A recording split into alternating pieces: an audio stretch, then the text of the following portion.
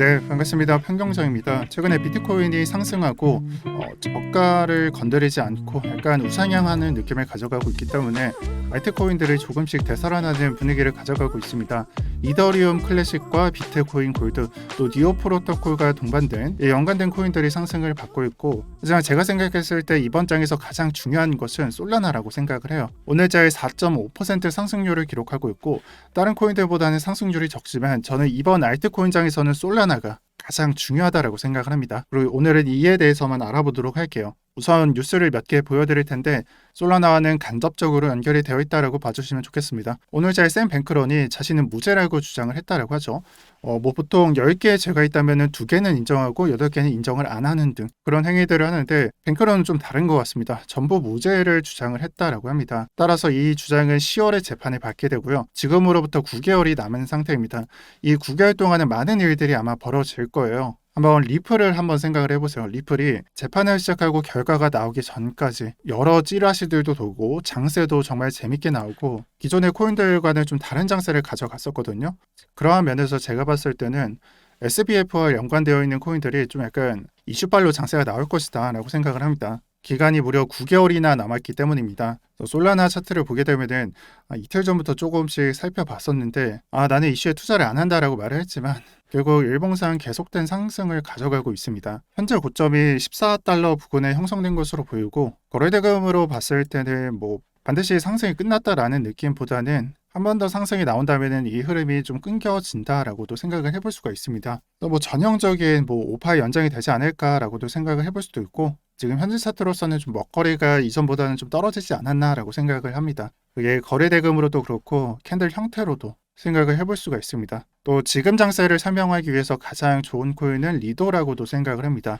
그래서 2개를 말씀드린 거예요. 솔라나와 리도. 오늘 주제랑 벗어나서 리도는 자세하게 설명을 드리지는 않지만, 리도 같은 경우에는 차트 형태가 그렇게 나쁘지 않은 형태로 관찰이 됩니다. 특히나 차트 형태상 거래대금이 쉽게 빠지지 않는 것이 이번 장세에서 발견이 됐기 때문에 솔라나는 단기적으로는 좀 안 좋지만 리도는 약간 장기적으로는 봐줄 만한 코인이다라고 저는 생각을 하고요. 차트 형태 자체도 일봉으로 봤을 때는 리도 같은 경우에는 반등량이 눈에 보이는 수준인데, 솔라나 같은 경우에는 일봉으로 보면은 이게 큰 그림에서는 반등이 맞나라고 생각이 드는 차트입니다. 그래서 약간 되돌림 법칙으로 생각을 해본다면은 솔라나가 더 유리할 수도 있습니다. 고점에서 많이 내려왔으니까 그만큼 반등량도 세게 나오지 않겠냐라는 주장도 저는 괜찮다라고 생각을 하고요. 다만 지금 같은 경우에는 미래를 점치기가 매우 힘들기 때문에 좀 리도를 좋게 보고 있다라고 말씀을 드릴게요. 자, 그러면 오늘 어떤 말을 하고 싶어서 솔라나 키워드를 꺼냈냐? 사실 저는 이 솔라나에 투자를 한다기보다 솔라나에서 파생되는 알트 장세가 좀 클 거라고 생각을 합니다.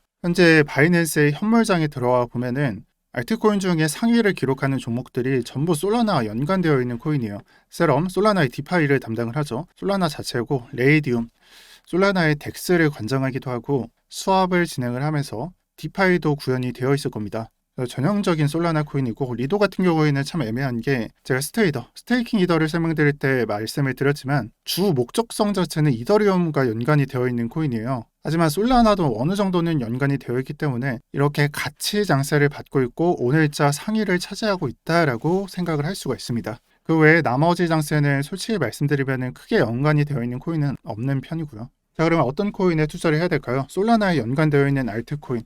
여러분들이 코인 마켓캡에 들어가서 솔라나 탭에 클릭을 하시면은 정말 많은 코인들이 나옵니다. 근데 정말 솔라나 코인은 여러분들이 직접 찾으셔야 돼요. 테더가 솔라나 코인일까요? 아니겠죠. 그냥 연관성이 있겠죠. 체인링크도 비슷하고. 그래서 일단은 나열 좀 해볼게요.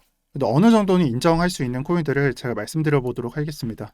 GRT와 AR, GMD, 오디오까지 이렇게 4개로 묶을 수가 있고, 또 밑으로 내려보면은 시빅, 밴드, 렌, 세럼, 그리고 C98, 요즘 좀 약간 연관성이 떨어지긴 했지만 C98까지 인정을 하고요. 램프, 레이디움, 밑에서부터는 좀 약간 득보이긴 한데 망고, 킨, 그리고 애증의 좀 사모 얘들, 피다도 있고, 또 밑으로 내려보면 솔이 들어간 건 모두 그냥 솔라나 코인이다 라고 생각을 해주셔도 좋고요. 오로리, 디파이랜드, NFT나 메타버스 계열이고 솔라니움을 주목을 하셔야 될 것 같고, 그리고 대망의 오프가 나오고 일주일 동안 122%가 상승을 했고요. 맵스, 튤립, 그리고 여러 가지가 있습니다. 여러분들이 이런 코인들에 투자를 하실 때 어떤 코인에 투자를 해야 될까요? 제가 봤을 때는 주로 이끄는 코인이 있고 파생되는 장세가 있다면은 그 파생 장세 안에서도 테마로 묶인다라고 생각을 합니다. 지금 반등량이 큰 종목이 어떤 테마인지 아세요? 네, 디파이나 덱스루를 지향하는 코인에 해당합니다. 아까 우프를 말씀드렸죠. 저도 우프 같은 경우에는 좀 익숙치 않은 코인인데 이 코인의 설명을 읽다 보면은 다오라는 얘기가 나오고 그러면 투표권 줘서 디파이나 아니면 결정을 하게 된다라는 말이잖아요.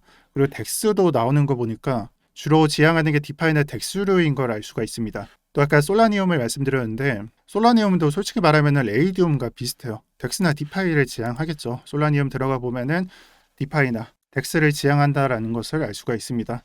자, 그래서 여기까지 봤을 때 생각을 정리를 하셔야 됩니다. 솔라나 장세 안에서 지금 현재는 디파이나 덱스류가 높은 상승률을 보이고 있다. 그래서 실질적으로 우리가 차트를 봤을 때 우프 같은 경우에는 100% 상승을 했다라고 보지만 거의 5일 만에 한 3배 정도 상승한 걸 알 수가 있습니다. 그리고 솔라니움의 경우에도 상승률이 크게 안 나왔지만 저점으로만 따졌을 때는 50%그 정도는 상승한 걸로 볼 수도 있어요. 네, 그래서 지금 현재 솔라나 테마를 선택해서 선택을 하실 때는 두 가지가 가능한 상태입니다. 지금 현재 디파이 덱스루가 나오고 있고 다음 장세는 무언가로 지정을 해서 여기에는 뭐 NFT 메타버스 계열로 지정을 했지만 이렇게 무언가 하나를 지정을 해서 결국에는 솔라나 장세 안에서 선순환을 할 것이다 라고 보는 게 정석적인 판단이 아닐까 합니다. 그래서 여러분들이 만약에 현재 상승 중인 디파이나 덱스루를 선택을 하게 된다면은 분석을 할 때 눌림목인 구간에 들어가시면 되는 거고요. 이렇게 뭐 고점 높일 때 RSI 확인하면서 들어가거나 아니면은 제가 보듯이 스토캐스틱 확인하면서 들어가시면 되는 거고 그게 아니라 2번으로 뭐 다음 장세를 예측해서 투자를 한다라고 생각을 하신다면은 제가 오늘 코인마켓캡에서 솔라나 계열 말씀드렸잖아요. 이 코인 중에 하나 투자를 하셔서 이득을 보시면 되는 싸움이다라고 생각을 합니다. 자, 그럼 이 기간은 언제까지인가? 즉 솔라나 계열의 선순환이 만들어졌을 때 언제까지가 유효 기간인가? 제가 봤을 때는 한 금요일이나 토요일까지 짧은 장세가 나올 것 같다라고 생각을 합니다. 단편적으로 생각을 해보세요. 비트코인이 저가를 내릴 때 알트코인이 버티나요? 안 버티겠죠. 근데 지금 스토캐스틱을 보게 되면은 대략적으로 한 주말 전후부터는 고점 찍고 내려가게 되어 있어요. 그렇다면 스토캐스틱의 이러한 모습 중에서 이 딱 짧은 구간에 매매를 해야 되는데 이 기간이 한 2, 3일 정도 남았다라고 생각을 해주셔도 좋고요. 여기까지는 확정적으로 말씀을 드릴 수가 있습니다. 다만 더 나을 수도 있다. 2, 3일 외에 뭐 일주일이 된다거나 그런 것도 가능성을 배제할 수 없는 게 사실 조정이라고 해봤자 저가만 안 뚫으면 되거든요. 그러면은 여기서 버틴다라는 생각으로 뭐 내려갔을 때 버틴다거나 이런 식이 되겠죠. 저가 안 내리고 비트코인이 더 이상 내려가지 않고 버티다가 알트장 나오게 되는 이런 모습이 나오게 된다면은 그 다음 장세부터도 솔라나 장세 한번 예측을 해볼 수가 있습니다. 네, 저는 딱 그렇게 생각을 하고요. 아마 비트코인의 장세가 좀 되살아나고 있고 여러분들 투자 좀 어디에 돈 넣을까 이런 거 고민하시고 계실 텐데 만약에 정말 매매를 해서 돈을 벌고 싶다, 알트코인에 투자하고 싶다라고 생각을 하시는 분들, 단기적으로 생각을 하시는 분들 오늘 내용 꼭 기억하셔서 분석 한번 해보시는 걸 추천을 드릴게요.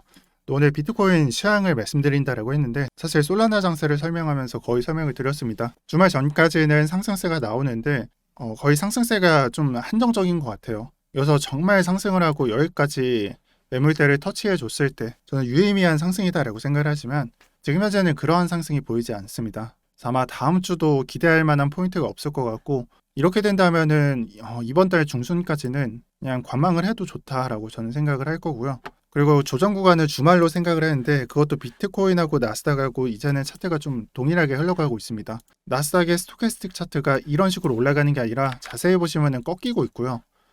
그러면 꺾여서 주황색 선, 프로디선과 만나게 된다면은 이제부터는 약세장이 펼쳐지겠죠. 이 기간도 비트코인에서 분석한 한 주말 전후에 발생할 것 같습니다. 나스닥에서는 아마 월요일부터는 약세장이 빠질 수도 있다. 라고 말씀드리면서 영상 마치도록 할게요. 그리고 마지막으로 하나만 추가해서 안내드리겠습니다. 이제는 별다른 입장 절차 없이 텔레그램 방에 초대를 해드린다라고 말씀을 드렸지만 경영팀에 물어보니 해당 링크가 150명 제한이 있다라고 하더라고요. 그래서 제가 도중에 링크를 바꿔드릴 수 없으니까 어제 같은 경우에도 몇 분 못 들어오셨는데 그분들은 제가 링크 오늘 새로 달아드릴 테니까 들어오셔서 무료로 정보 받아가시길 바랍니다. 네, 오늘 영상 여기까지 하겠습니다. 시청 감사드립니다.